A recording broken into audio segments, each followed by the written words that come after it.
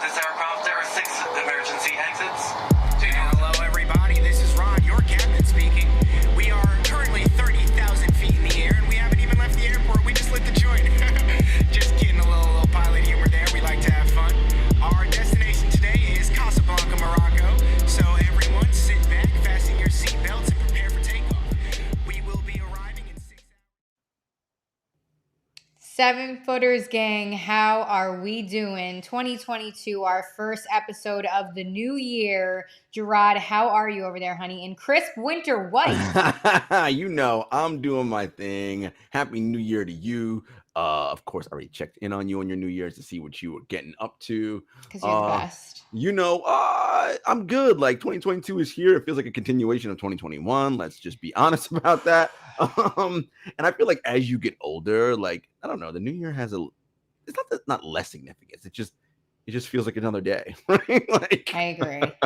I normally don't want to leave my house in the winter, and now I really don't want to leave my house because of a global pandemic that seems never ending. Yes, we are past the pandemic phase. We're now in an endemic, right? This is our life now. We just live with COVID. So That is true. And speaking of living with COVID, it is still impacting the association along with every other league. But you guys know this is an NBA podcast. So let's stay in the game, kids. And let's kick things off with Kyrie Irving and Klay Thompson both returning. Let's break these down one at a time. We'll stay in Brooklyn first and talk about Kyrie because after 35 games into the season, he's going to make his return Wednesday at Indiana against the Pacers, and it's a 2-game trip on Friday. So as you guys know, he can go to and play away games, but not home games right now because of the mandate in New York City. So talk to me about this, Jarod. Again, if you guys are new listeners, 2022, thanks for joining us. Jarod is a beat reporter for the Nets. So we go to him for all of our inside the association news about Brooklyn. So talk to me about this. Look, the Nets players are happy that he's back. You know, anytime you can add a 50, 40, 90 all NBA caliber talent to your team, that is a good thing, right? The Nets are currently mired in their longest losing streak of the season at 3 games. And, you know, they have some concerning signs on the basketball floor right now with how they're playing. But those concerning signs are on the defensive side of the ball, which was their identity when they were playing well to jump out to lead the Eastern Conference, a top 10 defense. It is still top 10, but these last 3 games, they've just looked terrible on that end of the floor, disinterested, not giving the requisite effort. And, you know, Kyrie Irving is a lot of things. Defensive stopper, he is not. So I don't know what, you know, okay, you bring him back and he and James Harden and Kevin Durant go back to their historic offensive ways and are the best offense in the creation of basketball. Cool. That's awesome.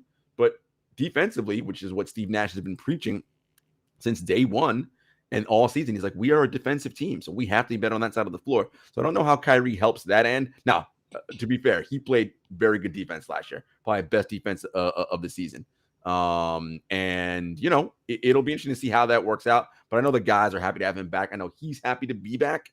Playing the game that he loves, and it'll be interesting to see again how this works because remember, as you said, Jenna, only road games. Right now, he's only eligible to play in 22 of the team's remaining games this season, and that's just the road games, and that does not include the 2 road games left against the Knicks because he can't play in New York, and he cannot play in Toronto as well because of their status on unvaccinated players. So you know, and that's a whole other issue come playoff time, but we'll get to that when April rolls around. Yeah, Kyrie's return, he's going to be able to play the next 12 of the Nets 18 games. So that should be interesting because they're riding a 3-game losing streak right now. So James Harden called his return hopefully some sort of spark, which they do need. But like you said, defensive, he's not as strong as he is, of course, on the offensive end. And they have enough offensive players. So it's going to be interesting to see. And I'm so curious. I don't care how you sugarcoat it, paint it, blah, blah, blah, in the pressers. I want to know how the chemistry is in the locker room. I really do. Have you heard anything in terms of that? Because, I mean, you got to have one salty egg in there out of anybody. And I'm not saying I'm sniffing out drama because I'm not about it. because I'm just exhausted at this point. The damn Omicron, freaking whatever, Delta, whatever. Omarion out here wilding in these streets. Oh my God, the poor man had to come out and tweet that he wasn't the damn variant. I mean, Jesus, it's getting crazy out here. I mean, people are it's getting wild out in these streets. But yeah, no, yeah, the players are all saying the right thing, Jenna, right? They're all of super course. excited to have him back. Of course, that's the public face. Nothing I've heard internally suggests otherwise, but I will say this. The return of Kyrie Irving does mean, especially for road games, younger players who were getting a chance to play, well, you ain't getting their minutes, right? Because Kyrie's going to get his 30-something minutes a game. There are only 48 minutes of basketball game to go around, right? So, right? So, everybody can't play. So, it'll be interesting to see. And I think Steve has a dilemma because the young guys, when they're on the floor, they provide a level of energy and spark, and they have young legs. Your David Dukes, Cam Thomases, Bruce Browns, Day'Ron Sharp, Kessler Edwards, these type of guys, right? Yeah, they're not household names, and they're rookies, and they make a ton of mistakes because that's what young players do. But they have live legs, and you need that in an 82-game NBA season. Kyrie and James and Kevin, these are grizzled old veterans, all right? And you can see it sometimes on the floor. I'm like, yeah, they're not really closing out hard on that rotation. Why? Because they, for them, it's April. We just got to get to April. Yeah, but if you lose a bunch of games on the way, that ain't good, right? So I think playing these young guys also, Jenna, as you know, you find some hidden gold, right? Because then come postseason, we can give this kid 5-6 minutes and he won't kill us on the floor, right? We can maintain what we're doing. So I think, Steve's going to have to work in some of those young guys regardless. So it'll be interesting. So I know those guys are definitely looking at, oh man, what's going to happen to our minutes? Right. And what a lot of people aren't talking about or focusing on so much is Steve Nash, first year head coach here. Second year. Yep. Or second year, I'm sorry, sophomore, but still dealing with a superstar in Kevin Durant, and you throw James Harden into the mix, and now the situation, we'll call it, with Kyrie Irving. It's a real testament to see how he handles this in, as we head into, per se, the latter half of the season, especially against the Golden State Warriors, who everybody is keeping all eyes on right now, especially with the return of Klay Thompson. So before we get to Klay, though, tell me, what can fans, or what are you expecting from Kyrie's return? Because you know how people are. They expect an immediate bounce back. Here we go. We're riding a 3-game losing streak. So let's slow it down here. Ja Morant just came in on Barclays' floor and pretty much embarrassed people, posterized a couple people, No doubt. So, young legs, man. This is an 82-game season. Young legs matter. Look, I expect Kyrie to ultimately be an all-NBA caliber player because that's what he is. Do I expect it on day one? Is he going to drop 35? I don't expect it, but if it happens, I'm going to be surprised. No, right? Because he's that good, right? That's how good this man is at basketball. I've said this before numerous times. He is one of the most skilled players to ever play the game of basketball. And that is not hyperbole. That is not just look at what this man can do on the floor at his size. He is one of the most skilled players to ever play this game. Now, playing an NBA game is very different than running up and down in practice, playing pickup in West Orange middle school gyms, right? That's different. So we'll see. Give him some time to get his legs up under him and get the connection back with his guys. But I think offensively, I think they'll be fine with the three of them on the floor like they were last year, because James will immediately revert to his, okay, I'm the point guard, let's set everybody up role. Katie and Kyrie are the primary scorers, and I'll score when necessary, right? And that's what had them as such a historic offense last year. So I expect to see that on the road. Now, the challenge, of course, is, again, Jen, as you said, he can only play road games. So let's say that, Wednesday, he plays well against Indiana. He's not going to get on the floor with the guys again until sometime the week after, right? So it's going to have this hiccup and interruption in the flow of him getting with this team. But listen, Sean Marks, GM, and Steve Nash, they knew that. They knew that was going to happen when they brought him back. Steve has the right temperament to manage this. So I think that'll be fine. More importantly, again, as I said earlier, the Nets' concern is on the defensive side of the floor. They've got to get back to where the way they were playing all season long before this 3-game losing streak, when they had a top 6 defense in the league, right? They need to get back to that. If they do that, they'll be fine. Real quick, thoughts on James Harden? Just quick assessment, because before the new year, we did speak about how he was in a slump of sorts too, Mhm. trying to find himself there. Has Mhm. there been improvement in your Oh yeah, opinion? you can see it now. I mean, he is just looking way better. You can almost look at it like the beginning of the season for him was summertime, like working his way into shape, playing pickup, training camp, and then right before Christmas, he started kind of getting back into a groove. He's looking good again. He's got that explosion, that burst going to the hole, and having Kyrie on the floor, that adds another shooter and that adds more space. So when Harden attacks, you can, again, I always say this, right?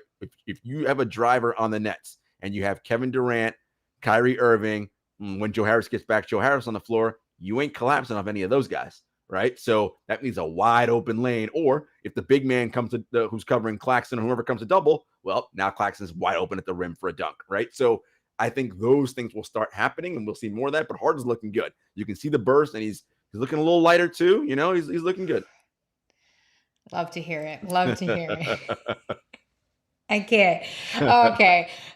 Speaking of returns, let's stay on the topic because Klay Thompson, I mean, the Warriors are already the best in the West, but why not add Klay Thompson back to the mix after 2 years off for significant injuries in an Achilles and a torn ACL? But they are targeting, I say they as in the Warriors are targeting a return for him Sunday against the Cavaliers after they're on a 2-game road trip, which he will travel with the team for, but that's the return they're targeting, barring setbacks and things of that nature. But we've seen it on social media. We've seen Klay hyping it up, especially after the 75 list snub. He's excited to return. He looks good. And of course, we all say that about our own warm-up tapes. But talk to me about the Warriors. What is going on here? Because I think the league is in trouble when Klay Thompson returns. And I mean on both ends of the floor. We need to remember who Klay Thompson is. Yeah, look, the rich get richer, Jenna, right? Like the Warriors are already the best. They're already the best team in the NBA.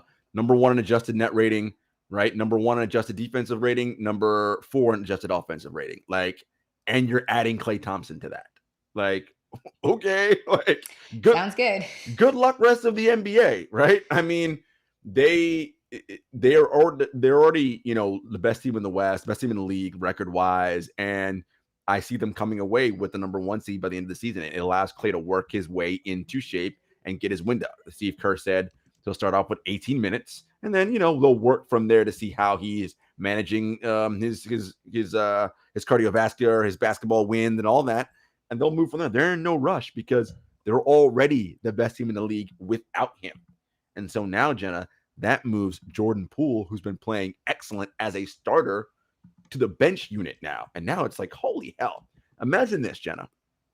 When the Warriors go small, they can throw out a lineup of Steph Curry, Jordan Poole, Andrew Wiggins, Klay Thompson, Draymond Green. That is a problem for a lot of teams, okay? Because you're going to have obviously the shooting threats of Steph, Klay, Jordan Poole. Oh, and let's not forget Andrew Wiggins having his best year shooting from 3 as well, right? Like, so you got space everywhere. That high pick and roll with Draymond and Steph, defenses overreact, right? They jump out and blitz Steph. Uh-oh, look out behind you now. Now it's 4-on-3 downhill with Draymond. And again, who are you helping off of? You're not leaving Klay alone, right? You're not leaving Jordan Poole alone. Or I guess I'll leave Andrew Wiggins alone. Okay. I mean, I guess that's a percentage you'll play, right? But he's hitting, right? So, or if they decide that we don't want to put Andrew on, they could put Andre Iguodala on that spot. Listen, Andre Iguodala hits clutch threes. We've seen him do it on the biggest stages. So it's pick your poison, right? And it's going to be problematic for a lot of teams. Now, to be fair, we know that Steph, Klay, and Draymond and Iggy, they've done it on the biggest stages. We've seen it. They are 3-time champions. We haven't seen Jordan Poole and Andrew Wiggins do it when the lights are the brightest. And, listen, say whatever you want.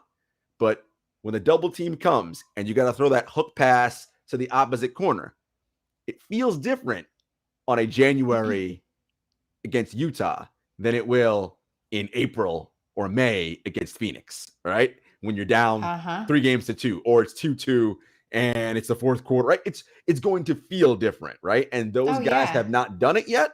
So I'm not saying they can't. We just haven't seen it. We'll see what happens come postseason. No, very true. Listen to this really quick. I just spotted this and it blew my mind. You know me, I love a good stat. I can't even take credit for it. NBC Sports pointed out that Wiggins and Klay, they have yet to play in a game together despite Wiggins joining the team in February of 2020. That's nearly 2 years. So that gives you a little perspective of how long Klay has been out for. I mean, I just can't wait for the documentary. I mean, from the mental recovery to the physical recovery, I mean, it's gonna be great. I mean, it's gonna be one of those returns that you always reference back to, like PG-13 And and he's the injury. But Yeah, and he's I mean, excited. He's excited to be back, and he this is. is a system that he knows, right? I mean, he knows what he's doing in the offense, right? He understands their motion based offense and the split cuts and everything they have to do. And the other thing about Klay is it's so important. And Wiggins said this because when the Nuggets game got canceled, the Warriors were still in Denver, and it was like, well, I mean, what are we gonna do? They ended up having a light scrimmage, and Wiggins after the scrimmage said, "Yo, this guy's going to open up so much from our offense because he doesn't dribble." Remember that about Klay, right? Klay isn't someone when you pass him the ball, it's dribble, dribble, dribble. Let me get to my spot. No. It's catch, shoot, right? Like he famously scored 60 something points on like 2 dribbles, right? Like the man doesn't need to hold on to the ball, right? To do what he needs to do. That is such a huge opportunity because what does dribbling do? For the defense, right? If someone is dribbling, that allows the defense to lock in and set and do what they have to do. Against the Warriors, listen, once you are in rotate and scramble mode, you're done, right? Because you're chasing and it's too late. And again, no one is putting the ball on the ground and dribbling. It's just ping, ping, ping, ping, ping, catch, shoot. And it's like, oh, all right, death, right? Literally, it's death. The Warriors have so much depth on that roster, and just moving Poole to the second unit just makes it even more lethal to count on them throughout the entire game. And hey, Klay, we know, is a proven closer. So, I mean, rotate that as much as you want until he gets, back in fully and gets to, when he's not on a minutes restriction per se. So, again, I'm excited for it. I mean, the Warriors could run away with this, but they have to worry about the East because I'm talking about the number 1 in the Eastern Conference Bulls. I don't mean to laugh. I just never thought we would be here. I really can't. 25-10, guys. They are even smoking the Nets you could say that. But this is incredible. And we're talking about DeMar DeRozan playing at an MVP-like level. Didn't think you'd hear that when he got traded and everybody said it was going to be a bust and that he was a bust. Yeah, he remembers that too. A couple episodes ago, we recapped it. Go listen. But let's talk about DeMar DeRozan because right now he is the Bulls' leading scorer. No surprise there. And the NBA's 5th leading scorer. Okay, they are on an 8-game winning streak. He is shooting 26.9% averaging and in scoring, and he's on fire. And I think it's a combination of the new culture that they're building in Chicago, along with just he's surrounded with good assets as well, too, in Levine, Lonzo Ball. And it's a young team. They just beat the Magic the other night. Talk to me about the Bulls. Number 1 in the East, man. Look, when they put that roster together, right? I admit when I say, I'm like, look, I was like, all right, you got Vooch and DeRozan and Lonzo. I'm like, all right, cool. You're going to be a 4 seed, 5th seed in the East and losing the first round. Great. Congratulations. Yeah, I'm not looking like that right now, right? They're looking like they're going to secure one of the top 3 seeds. And shout outs to Billy Donovan. He's done a hell of a job. And their GM and front office situation, way better than the Garpax era, right? The Garpax era was a disaster. But now, I mean, wow, like kudos. And kudos to Zach LaVine too, Jenna. This is a contract year for Zach LaVine. Yes, it is. He could easily be like, no. I need my touches because I got to get paid. But he's letting DeMar do his thing in these fourth quarters. DeMar is the NBA's leading fourth quarter scorer, right? And he is shooting 56% from the field in the fourth quarter. And Jenna, it's on 2s. He doesn't really shoot 3s except for those 2 game winners he hit. His mid-range is on point. Mid-range. And he is playing some incredible basketball. Again, the Bulls are legit. They look really, really good. They're defending well. They know DeMar can close. You got Levine, Lonzo, and Caruso are so good defensively and put so much pressure on the ball. Look, they're going to be a problem. And it's interesting. I still think come playoff time, they're a wing short of really doing what they need to do. Because when they got to play, the Bucks in a 7-game series, the Pistons just beat them the other night, so let's not get crazy. Come on. It's the regular season. Let's not lose our minds. But you're going to have a tough time with Middleton and Giannis, right? And playing a healthy Nets team, you're going to have a tough time with Kyrie, Harden, Durant. Like that, that's a lot to deal with in a 7-game series. So I still think they're about a wing short. But look, they get a top 3 seed. They win a round, and then, they get to the conference semis. Who knows, right? Anything can happen. But the Bulls are playing well. And DeRozan, look, he has a narrative story kind of going for him right now. Right now, if you look at the MVP, right, if you have a ballot of 5, your 5 players on that ballot in some order are Giannis, Jokic, Durant, Steph, and DeRozan, right? Those are the 5 guys that are MVP candidates right now in whatever order that you want to do. I don't care because it's kind of early. But DeRozan's kind of got that narrative thing happening right now, right? He's hitting the game winners. He's the NBA's 4th quarter king right now. And Jenna, if they hold on and they get a number 1 or number 2 seed, it's a new story. The Bulls, DeMar DeRozan, right? And he continues this level of production. He's going to be right up there. Now, you know me. I love looking at the advanced stats because I'm like, well, what are my eyes actually telling me what's happening? Listen, top 3 players in the league right now, in estimated plus minus, are Jokic, Curry, LeBron, with Giannis right behind and Durant not too far behind them. DeRozan well behind those guys in estimated plus minus, right? And what does that matter? Well, estimated plus minus tells you when that player is on the floor, what is your team like, right?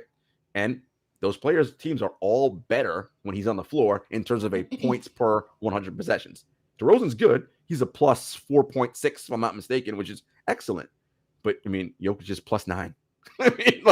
So his impact on his team is so much more, right, than what DeRozan is. The other thing is, in the last 10 years, the person who led the league in win shares per 48, which calculates how much a player contributes to winning games, the MVP has been number 1 in 9 out of those 10 years.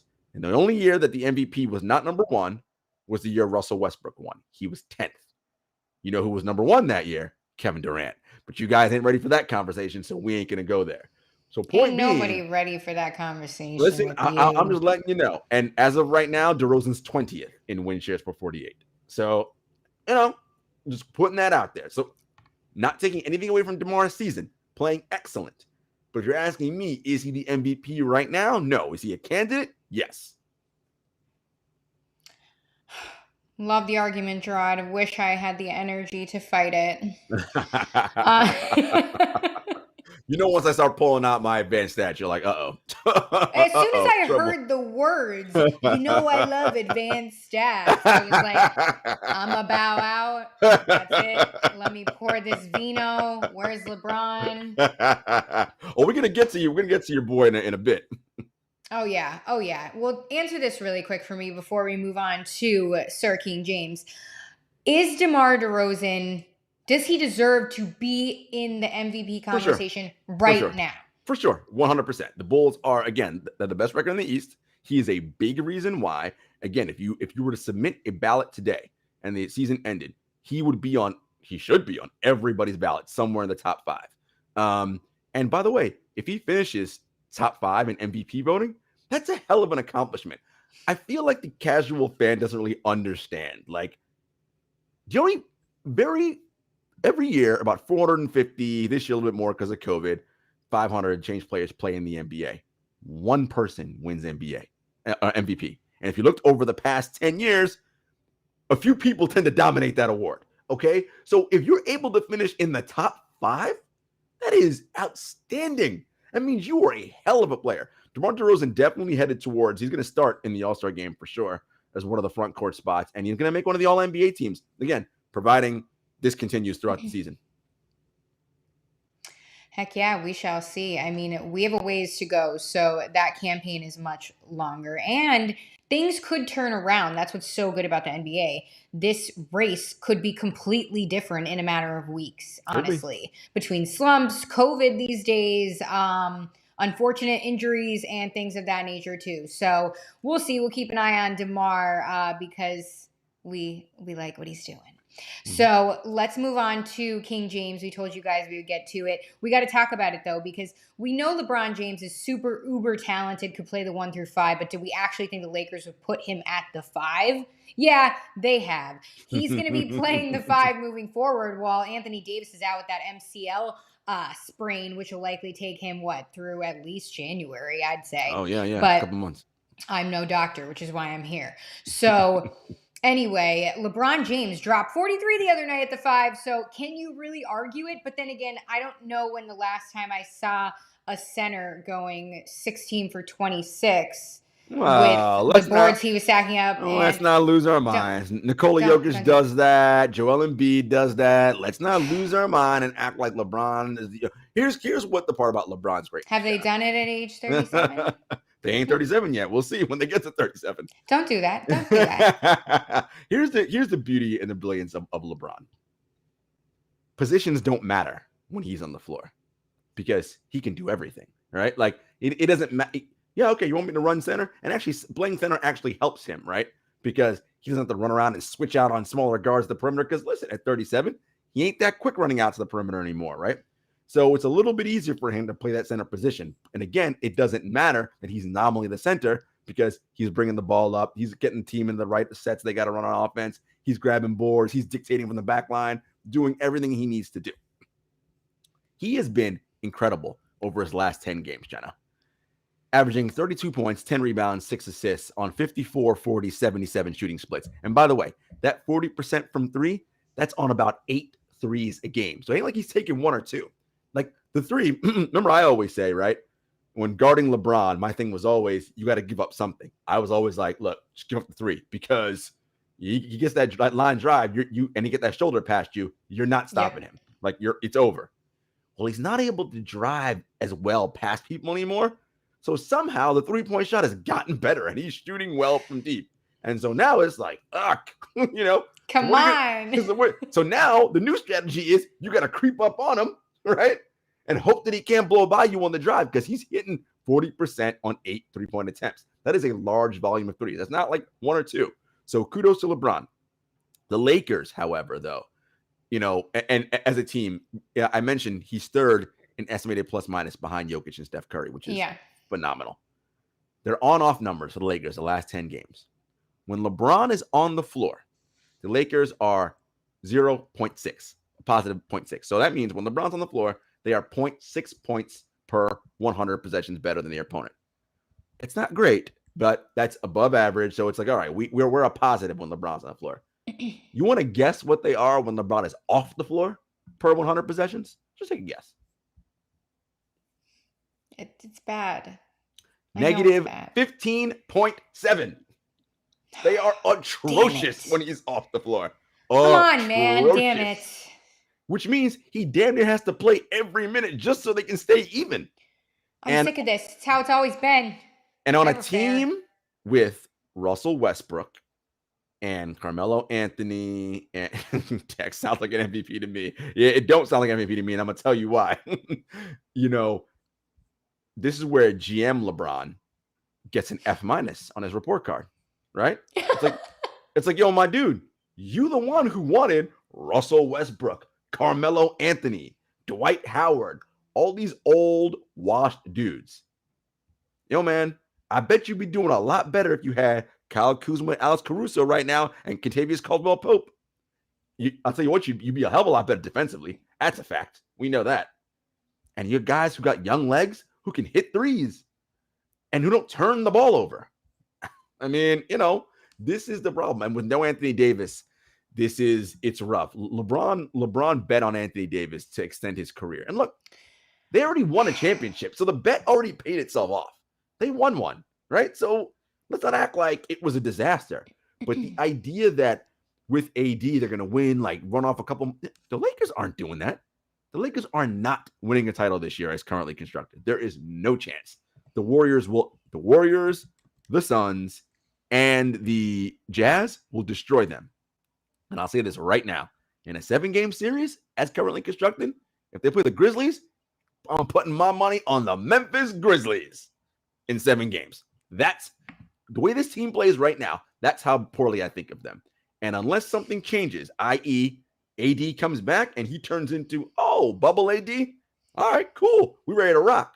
But until I see that, Jenna, look, they still have a Russell Westbrook problem, okay? And I know Russ said, I'm allowed to turn the ball over. I'm allowed to miss shots. Of course you are. Every player's allowed to. But, my dude, you do it at an alarming rate, and it's not good for this squad, right? LeBron brought you here to help them out. You are hurting this team right now.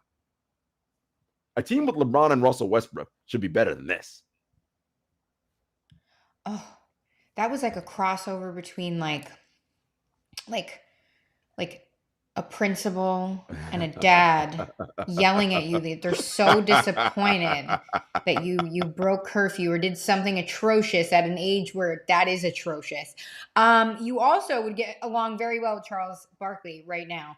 But yeah, I mean, as much as a Lakers stan that I am, a LeBron stan, all the 9, I have the cereal boxes to prove it. But everything that you said couldn't have been more on point. And I couldn't agree more. It's very unfortunate. And you're right. He did bet the rest of his career, the ending per se, apparently my favorite word is per se today, on Anthony Davis. And you're right. Russell Westbrook is not playing up to potential. I don't even know what is going on there. But yeah, it's definitely an issue in LA there. And if LeBron needs to play every single game like he did when he dragged those garbage Cavs to the finals, then it's a wrap. Damn it, man. But at least those Cavs had a defensive identity, though. Like, they may not have had true big name, whatever's on it, but you knew what is this Lakers identity? What are they? Honestly, the funniest stuff that I was seeing too was it was like it was a meme the other day. Not a meme, a video that the NBA posted or whatever, and it was Patrick Beverley and LeBron like talking, like, doing the little hanging out on the court, what they do. And then, LeBron does the classic, like, pulls the sweater up, and then everybody was like, yo, Pat Bev to the Lakers tonight. He's going to be there. I love it. The internet, that's what I love, the internet. But it's so funny because you called him, GM LeBron. GM LeBron, F- GM LeBron. And there was also another meme where it was like LeBron walking in the locker room after whatever game and the Lakers wondering if they're all traded, and it's everybody like hiding. He's like coming in. But Jenna, this is one of the challenges though when you give player personnel power to a player. The thing about players is, as great as LeBron is, all the players like old guys, right? Because they know those old guys. Hey, these guys know what they're doing. They're proven. That's true, but they're old, okay? And their bodies cannot do what it once did. Yeah, young kids make mistakes, no doubt. But live legs matter. You need young legs. You just do. You need that, right? Like, think about how well Phoenix played in the finals or all season last year in the finals, and how important it was to have Cam Johnson and Mikal Bridges, right? They were so vital to that team. Young legs, DeAndre Ayton, right? You need young legs, man. Like, you just do. I hear you. And so, yeah, they're going to make mistakes, but let them make the mistakes in the regular season so that come playoff time, they're ready. I mean, just look at the Golden State Warriors right now. Jordan Poole, right? Young player. The Warriors were terrible the last 2 seasons, but Jordan Poole got to get better, right? No pressure. We're terrible. We're losing. All good. Now, when the games matter, look who's hitting big shots and who's not afraid of the moment. Again, regular season, but still, right? They have the opportunity to work. Same thing I was saying about the Nets. Let Kessler Edwards, David Duke, Cam Thomas, let these young guys prove themselves. Yeah, you might lose some games in as a result. They're going to make mistakes. Let them, so that come postseason, when we're ready, You say, you know what, man, you had 82 games to work all that out. You know now you're ready, right? So they can give you 5, 10, 12-minute spot here and there so that when you have those off numbers where your stars are off the court, you don't crater to a negative 15.7 like the Lakers. You can maintain. As it stands right now, LeBron got to play 48 minutes a night. That's not sustainable. That's not a good look. All right. I get it. Fine. It's not going to work. It's fine. It's fine. I'm okay. Everything's going to be okay. I'm fine. It's only Tuesday. It's fine. I'm just going to just open some wine. Yeah, I mean, the Lakers sound like they're in trouble. They still have time to obviously turn it around. And again, with the return of AD, hopefully soon off that MCL sprain, maybe they can have somewhat of a turnaround. Russell Westbrook can figure it out, hopefully. And God, I don't know. Figure what out? Figure out how to shoot. I mean, that's what Russell's got. Russell's got to figure out how to shoot. My goodness. Oh my goodness. I mean, am I speaking out of turn? Russ got to learn how to shoot. Like, no, you're just like extra funny lately. I don't know, like, listen, what it is. 2022, new year, new me. No, 2022, same year, same me. What's up? We out here. I mean, not really out here because it's scary out here. No, we are not out here. No, we are not out here. You know what I'm saying? We are not outside. Opposite of outside. World. Literally. I was like, we out here. And then I was like, wait, we're going to get arrested for that probably. Can't do that. But let's move on. Not too far. We're staying in the West. Let's talk about the third team in the West. And I'm talking about the Utah Jazz. For some reason, there's so many people that sleep on the Jazz just because, you know, it's like Milwaukee. Not a lot of people are traveling there. However, I always say this and I always will. Real Housewives of Salt Lake City. Go. It's great. Love them. Really great. But anyway, sticking to the game here, let's talk about the Jazz because, first of all, let me just say this to you because I know that you got your guys like Triple J and your youngins that fly under the radar, but they're so good. I feel like that is the same way Donovan Mitchell is. He was just named Western Conference Player of the Month, first time in his career. Shout out to D-Mitch. Played well. Right? Played well. After leading the Jazz to a 10-2 record, again, top 3 team in the league. Above them, of course, the Suns and the Warriors. But we got to talk about D-Mitch and the Jazz because, again, people underestimate them, but he has been on fire, and he's never been named to an All-NBA team. Richard Jefferson argued that on the broadcast. And another thing here, before he was named Western Conference Player of the Month, they had not had a member of the Jazz win that award. And again, it's nothing crazy, but it's still an accomplishment since November of 2010. Like, what's going on? Are the Jazz just trying to climb their way out of an embarrassing hole for some reason? I don't get it. What the hell's going on? I think, Jenna, with the Jazz, for a lot of people, it's show me. Like, right? Like, okay, you're going to have another fantastic regular season like you did last year, like you did the year before that. What y'all going to do come playoff time? And, you know, I titled this segment, Are the Jazz a playoff contender or title contender, excuse me, because this is the year they have to show out, Jenna. They are number 2 in adjusted net rating in the league, number 1 in adjusted offensive rating, and number 6 in adjusted defensive rating. And that's the area I want to focus on, adjusted defensive rating. This is the Jazz problem. I don't trust their defense. And this is not about Rudy. Rudy is incredible and does, I mean, look, he is, if not this season, the best defensive player in the league. He's right behind Draymond. Like, he's excellent. He is the focal point of why they are the number 6 defense. They are the number 6 defense in spite of everybody else on that roster because they have a bunch of wing players who can't guard a guy in a phone booth. Like, they are like, you know, turnstiles on defense, letting dudes just get to the paint at will. And the problem is those players have to be on the floor because they are critical to the Jazz being the number 1 adjusted offensive rated team, right? So it's this weird conundrum where we got to get better on the wing. Bogey, Ingles, Jordan Clark, all these. Listen, and Donovan Mitchell ain't great on defense either, right? Like, these guys have got to be better defensively, and it's got to start with their wing players. Look, we go back to last year when Ty Lue and the Clippers went small without Kawhi Leonard and killed the Jazz because they couldn't guard anybody out on the wing. They got to get better at that.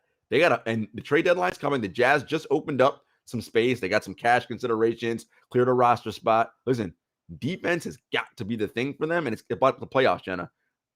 What I want to see is when a team adjusts and switches to not let the Jazz do what they want to do, is Quinn Snyder going to make an adjustment so the Jazz can do what is necessary, not only offensively, but defensively. And until we see that, I got nothing. I'm waiting to see.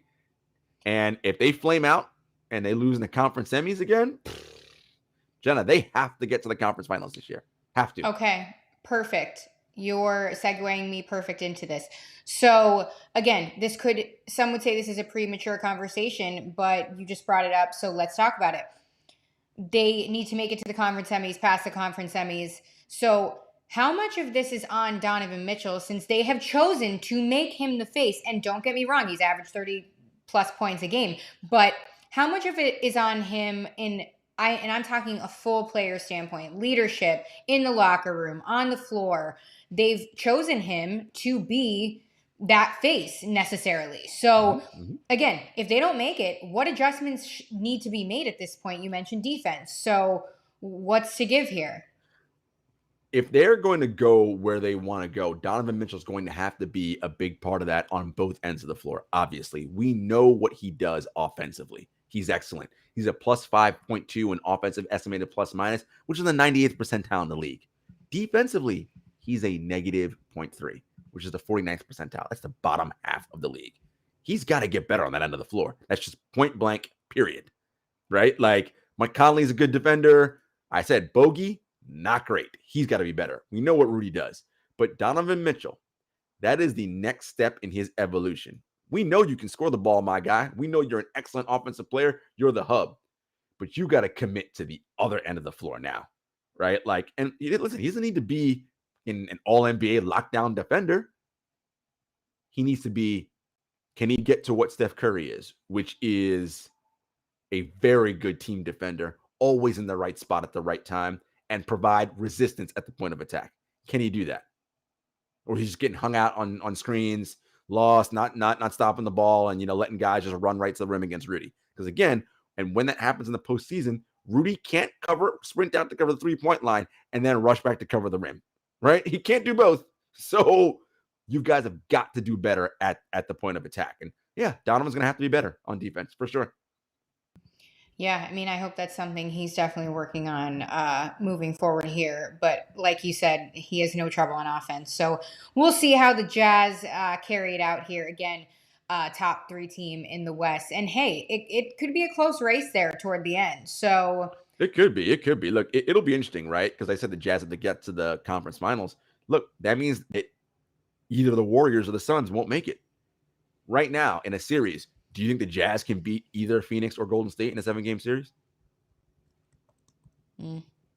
Yeah, that pause says it all. That pause says it all, right? You're like, I know Dex is producer for us today, does not believe Utah can beat Phoenix or Golden State in a 7-game series.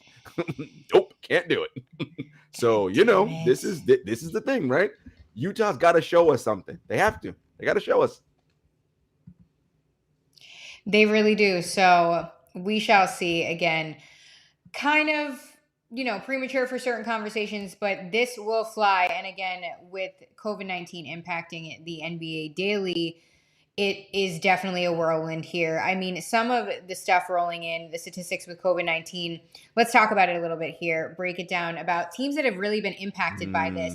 And I'd love to get your take on this and what you may know, because just really quick, ESPN Plus, great article here, said that they calculated this, said that more than 100 players have signed the hardship exceptions to make up for the 250 players who've entered the health and safety protocols. Now, most of the league actually majority of the league, I should say, is double vaccinated or boosted. But again, with the different variants of COVID-19, it's unpredictable at this point. But we do know that, again, Adam Silver came out before the new year and said that he had no plans to cancel the season.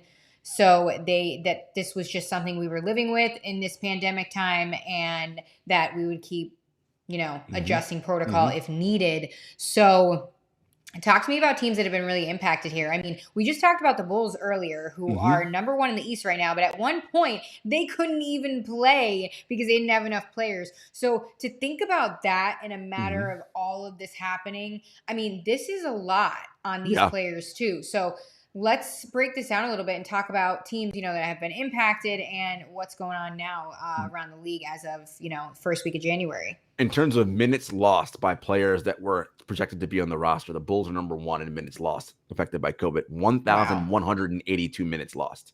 Their wins above replacement is 5th at 1.6. I mean, they've been heavily affected. The Cavaliers, in terms of WARP, wins against replacement, are first in 2.6. They've lost 1,110 minutes. The 76ers, the Bucks, the Timberwolves, the Hornets, the Nets, all these teams, the Hawks, they have gotten ravaged by COVID. And today, Utah became the final team to have a player, because they were the longest team for all. They had nobody in protocols. They are now, Joe Ingles was placed in protocols today, so there's now no teams left that haven't been affected by this. Look, the way I look at it, Jenna, is COVID is going to impact every team, as it has.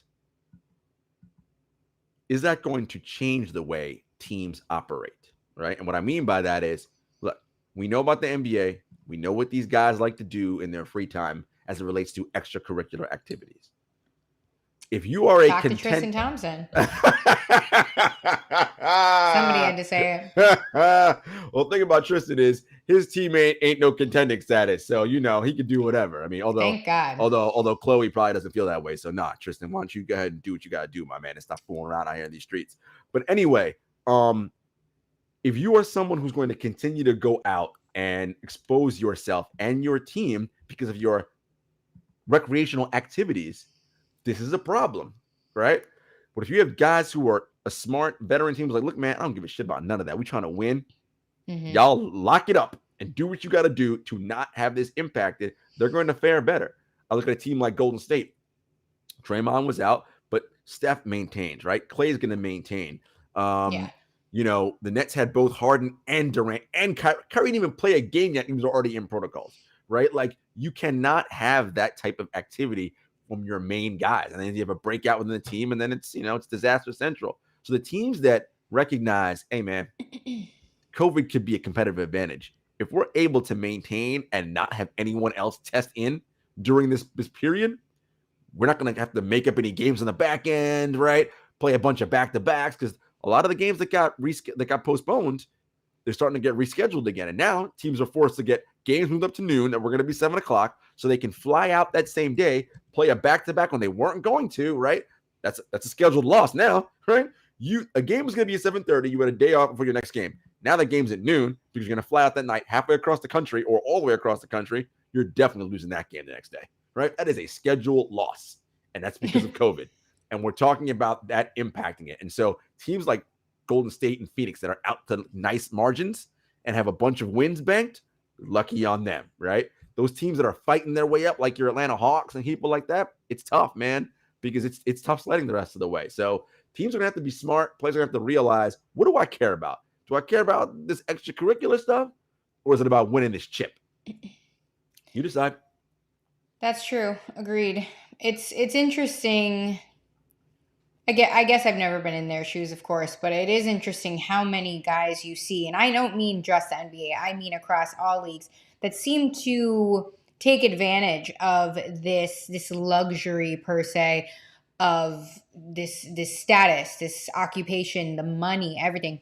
And I'm talking when we see a DUI. How many times do you see a DUI? Once a week? Maybe? Twice? Well, not in the NBA. NFL maybe. NBA No, not the NBA. But you know what I mean. Like, in general, just random things across everything. Mm-hmm. So, again, like you said, keeping their head on straight. Hopefully everybody is making smart decisions. But again, man, y'all girl didn't sign up to be the COVID police, so y'all handle that yourselves. Don't let COVID be the reason why you don't win a championship, right? If COVID is the reason you don't win a title, you're going to feel real stupid about that. Because again, this isn't guaranteed. You ain't guaranteed to make the finals every year.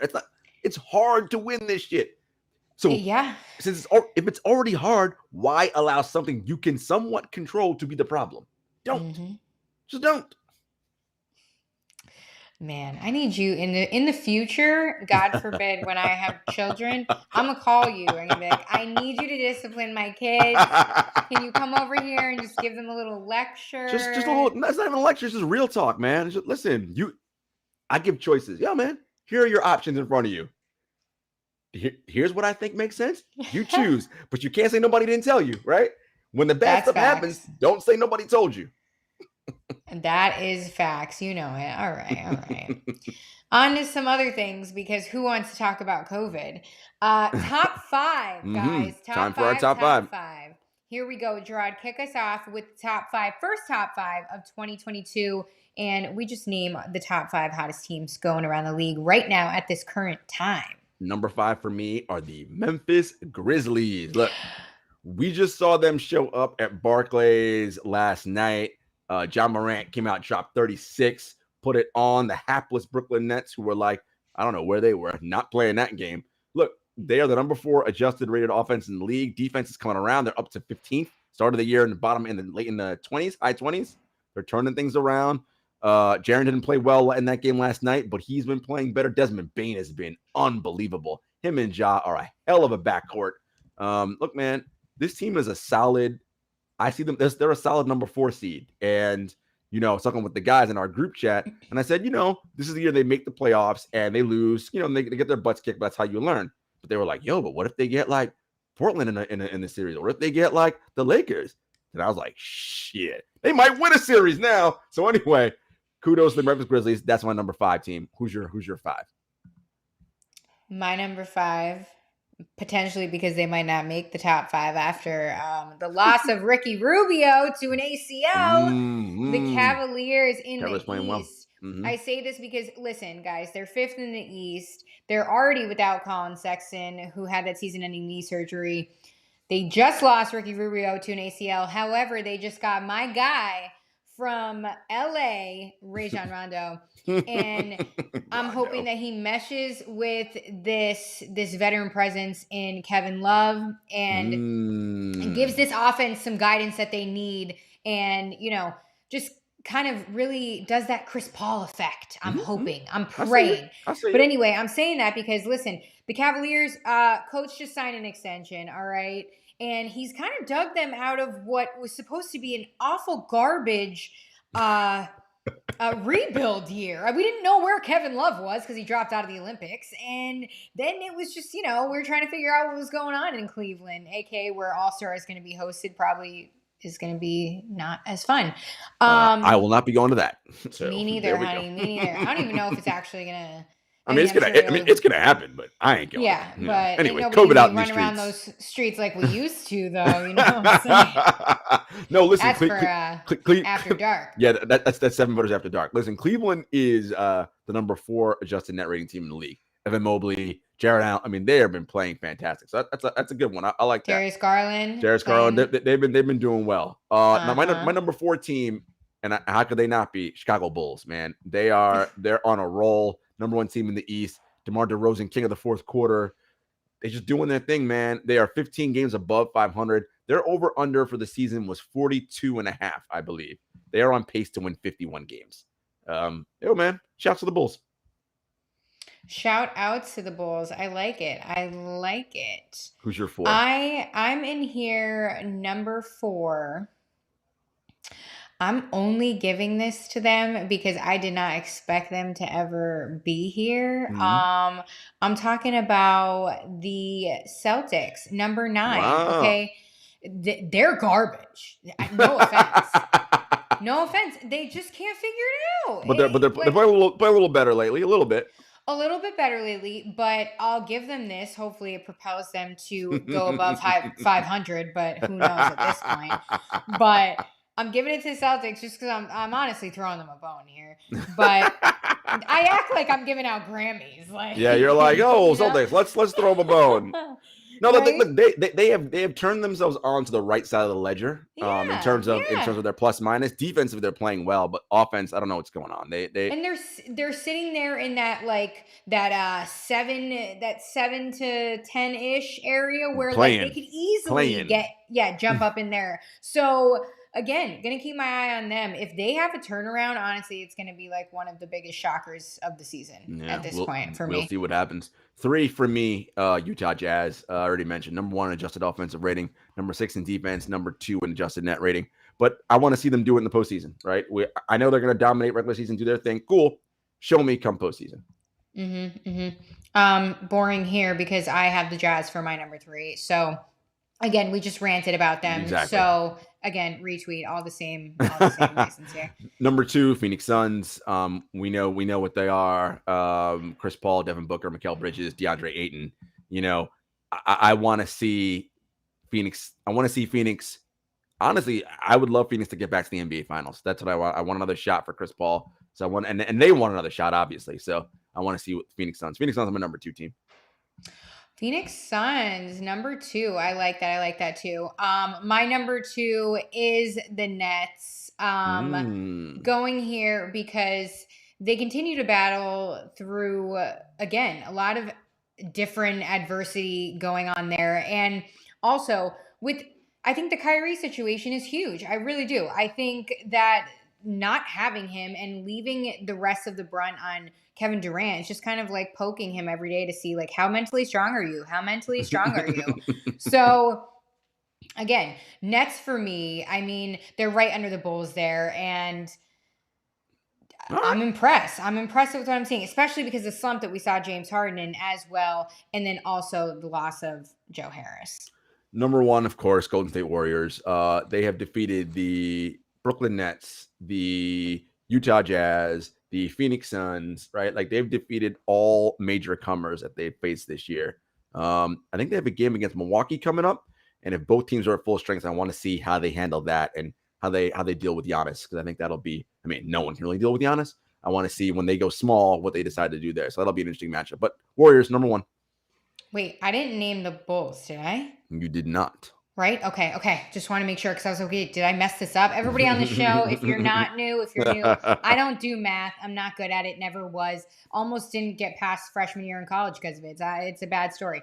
But anyway, the Bulls, for all the reasons I said before, couldn't believe it, honestly, talking about how they had a COVID ravaged roster and now they are the number 1 team in the East. Again, the biggest shocker to me at this point, for especially, and not a lot of people are talking about this as well, a roster that was thrown together that's new. They're new. And you have to get used to playing with each other and all of that good stuff on the mental side of the ball. So again, Bulls for me. Love this run that they're on. Let's go to Chi-Town. I need a road trip.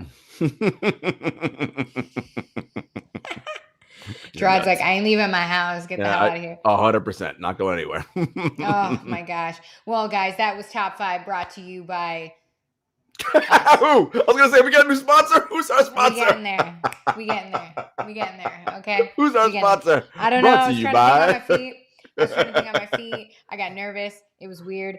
Anyway, let's talk about more things that are just not related to this. And I'm talking about Jimmy Butler, okay? Because I'm a little nervous about my guy in the 305. Yeah. I think maybe. Well, he's out for the next game. We do know that. He is out, yeah. Just found out he's out for Wednesday in Portland. I think Miami's just snake bit this year, man. Like, Bam's been out, Jimmy out. Like, it's tough. They're going to have to go on a hell of a run post All-Star break to really get themselves, I mean, they're still hanging around. Yeah. But they're going to have to go on a hell of a run to secure a top. That's the thing. I think if you're competing, you want to get out of the East, you want a top 3 seed. Why? So you don't have to play one of those great teams, two of those great teams to get out of the conference, right? You only want to have to play one of them, right? Either, right, Brooklyn or Milwaukee, not Brooklyn and Milwaukee, right? Like, that's, you don't want that. It's an either or thing. So you want to find yourself in that top 3 if you want to get out of the Eastern Conference. So we'll see, but tough blow for Miami. Yeah, definitely. After that, he suffered that ankle injury in that loss to the Warriors. They haven't really given much details besides he kind of turned it. So all we have is the video footage. So we'll see. But again, I think the Heater just a little snake bit with the injury bug right now. Exactly. Really quick, couple words. Would love to hear it on Tyler Hero because I really feel like he is he's force off the bench. He's playing well. Tyler Hero is playing very, very well for them this season. And they need it, right? They need every bit of offense he's providing. Kyle Lowry's been an excellent addition. Look, this team is built for the playoffs, right? Clearly, just based on how they're constructed. And that's where they're going to show their value, right? In a 7-game series, you want no part of the Miami Heat. Like, they're just going to make you work, right? They're just going to work you. and it's just a lot to handle, So shouts to our Miami Heat fan, part of the Props Network family, Brian Fonseca, who I'm sure is somewhere yelling angrily at something, threatening violence. Who knows? Yes, violence is definitely in the conversation wherever he is. Definitely yelling as well somewhere. But fans were also yelling for Trae Young, who dropped a career high 56 points in a loss to the Portland Trailblazers on Monday night. I mean, if you're Trae Young, are you pissed at your team when you go back to the locker room? I mean, I don't know so much about piss as much as just like, look, remember Trae started the season saying, it's kind of hard getting up for the regular season after what we just did last year in the playoffs. And listen, yes, they had COVID situation. Yeah, they've had some injuries to deal with. But listen, this is what we always say about the NBA. Nothing is guaranteed or promised to anyone. Trae, with that as the leader of the team, coming into the season with that kind of mindset of, oh man, we're ready. We just can't wait till April. My G, you might not even make it to April. Okay, like you are a young team. You guys got to come out hungry to prove yourselves. Like, yes, you went to the conference finals last year, but don't act like you arrived, man. You got to be like, no, we got to do that shit again to prove it was no fluke, to prove it wasn't just about injuries and other stuff while we got to the conference finals.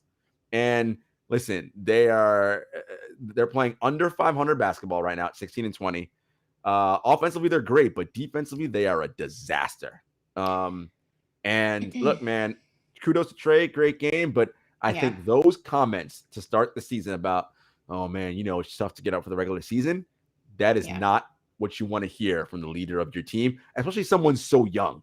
He's not a 10, 12-year grizzle vet. Okay, that's not what he is. So that's what I'm saying. Like, even LeBron James would get criticized for saying something like that. I mean, then again, he's LeBron James, but either way, you know what I mean. That I hate to hear that about Trae Young. That's kind of disappointing to me, just because the way the greats prove that they are great is by repeating what they do that is great and then taking that to the next level. That is just my opinion. We've seen it with history. A number of times, of course, but yeah. And again, noted that the Hawks have 5 players, I think it is, in protocol still. No doubt, and they've had some struggles, and so have many teams have had some situations, right? Right. Point is, I think for your leader of your team to say that's setting the tone, and that isn't the tone you want to set.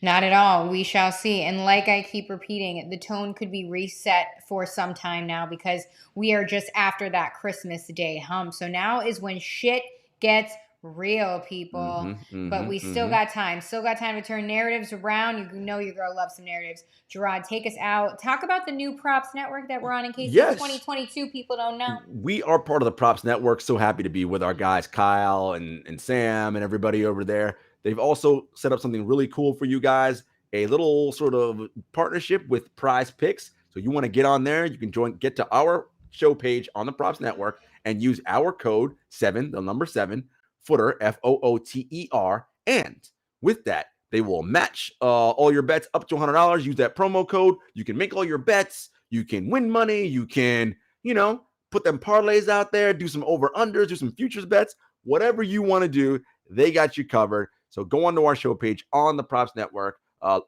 get a Prize Picks account, use our code 7footers, the number 7, FOOTER, and sign up, make some money, listen to us first. We'll tell you what to do. So, this is the NBA podcast. We'll give you some knowledge and make that money out here. But of course, if you want to continue listening to our podcast, you know where to find us. We are part of the Props Network. We're on Apple, Spotify, YouTube, all that. We are at 7footers Pod on Twitter, at 7footers Podcast on Instagram. I think I reversed that. At JS Hector, at Jenna Lemoncelli. And until next time, peace. Peace.